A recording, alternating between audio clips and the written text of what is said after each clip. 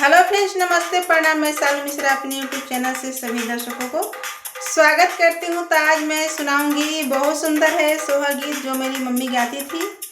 तो आइए मेरे फ्रेंड्स, देर न करती हुए मैं अपने गीत को प्रस्तुत करती हूँ। अरे गोरी बेटी अंगवा पातर चौकठिया धई के रे चौकठिया धई के रे काही तू ताया माँ के बोलाई थी, तू काहे करेलू रे तू काहे करेलू रे अरवया माँ से कोयले बनी झगड़वा ना आई है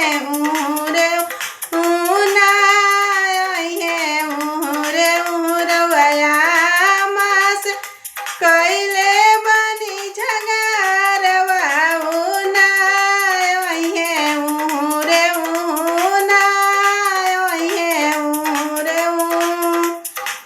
गोरी बेटी अंगवा पातर चौकठिया धई के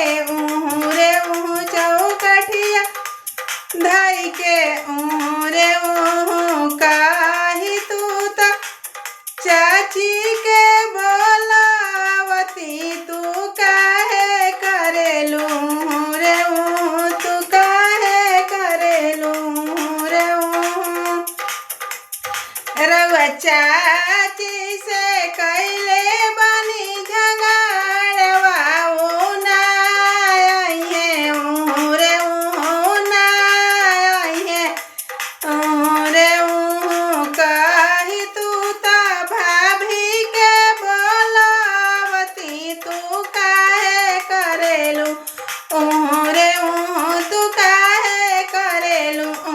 रे रउआ भाभी से कैले बनी पटी धरिया ना आई है रे ना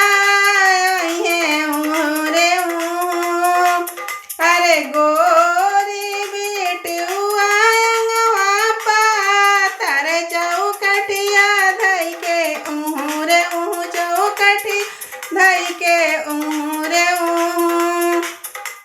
अरे कही तू तो दीदी के बोलावती, तू काहे करेलू रे तू काहे करेलू रे अरवा दीदी के